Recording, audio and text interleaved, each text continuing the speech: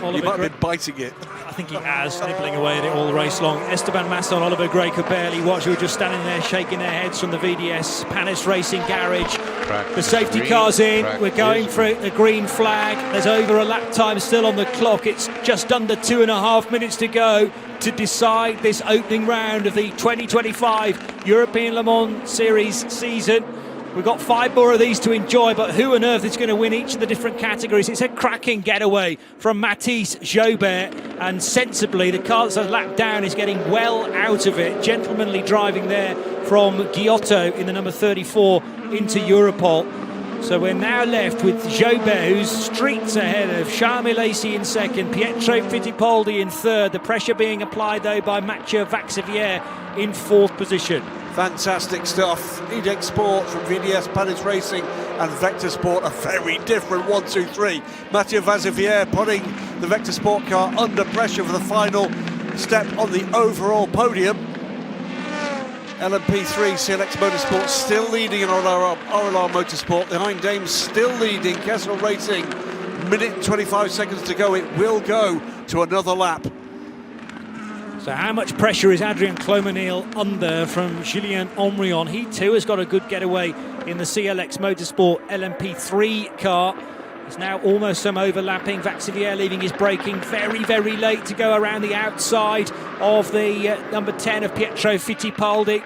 That was the line from Joubert earlier, and it's worked for the number 83 car. Pietro Fittipaldi going to be looking to fight back. Under a minute on the clock. Don't forget about the fresher tyres on Vaxivier's car though as well, so that will instantly make it slightly more manoeuvrable, and that's the thing that Charles Milesi does not have. It could be on here for the 83 car, certainly looking as if he's got the potential to get to second. How late does he leave this overtaking manoeuvre down into the braking area, and he's going to get the place on Charles Milesi, and that's the last thing that Mathys Joubert needed, because we've already seen the scrap between Vaxivière and the young 18-year-old from a fellow Frenchman. And they're going to go hammer and tongs towards the end here. There is a T3, there is a T3. T3's not a worry for the race leader where the debris is, because they've already cleared that bit. Joubert doesn't have the pace. It's on for Mathieu Vaxivière. Can Joubert soak it up? Hugging the inside line at turn 5, but surely the drive off the corner is going to be better. Are they going to touch on the run down towards turn 5? This might be heartbreak for the 18 crew. They might not win the race overall, but they're still going to get the 25 points for the win in LMP2. But Vaxivière had a statement to make in his LMP2 Pro-Am car, and that crucial extra bit of the pit stop, it took them longer, but he'd got at least 2 fresher tyres, and 83 on course for an overall victory in the first race of the year. Magnificent stuff from Mathieu Vaxivière. Great stuff from Joubert behind. He was helpless there against the car with the better grip. He just got better drive off the corner. Coming now for what will be a famous result, Johnny Palmer. Well, it will take the record a little deeper into the archives. We almost had a female driver on an overall win in the European Le Mans Series, but it will go instead to the 83 crew of AF Corsa, Francois Perrodo, Alessia Rivera and Mathieu Vaxivière, but still maximum points for the 18 EDEX Sport crew of Jamie Chadwick, Mathys Joubert, the real star this weekend, and Danny Juncadella. And it is CLX that take the win in LMP3, and it's going to be the Iron Dames. They're going to come back after disaster yesterday in the Michelin Le Mans Cup. A magnificent win for the Iron Dames. The 85 takes the win into the 57 Kessel Racing car and the 60 from Proton. CLX take LMP3 from RRM Sports and the Inter-Europol competition car. What a win, though, for the Iron Dames in GT3, and what a win for Mathieu Vaxivière and the AF Corsa squad in LMP2 Pro-Am and overall. The refresh on the timing screen in front of us sometimes incorporates various bits of penalties that have been hanging over for some of the race, but I cannot see any significant movements or changes.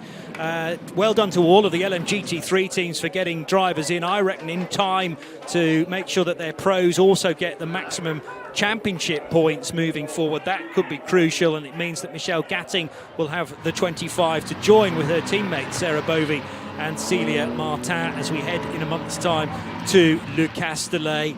And those organising these races, Eduardo Freitas and the rest of his team in racing direction, know how to test our nerves, I think it's fair to say. An absolute barnstorm towards the end, and a crucial decision comes good for the 83 crew, number 8 for AF Corsa, with that tyre change. By the way, great stuff from race control, from the circuit marshals, and from everybody involved on track in getting that race back underway to give us the finish that we wanted to see.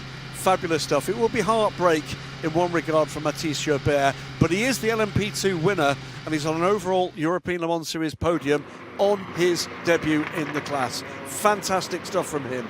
A star is born today, no doubt about it. Yeah, and quite rightfully winning that Goodyear Wingfoot Award as well. Thanks to all your votes for that class, for LMP2 Pro-Am and for LMGT3. That was a European Le Mans Series take on a green-white checker finish. 2 laps to decide it, and not a huge amount changed in the other subcategories, thankfully, because we were able, therefore, to focus on the fight at the sharp end, and Mathieu Vaxivière was always going to be a danger. You wonder what his thoughts were during that significant chunk of virtual safety car and then safety car laps. He had the bit between his teeth, and he wanted to win this thing overall.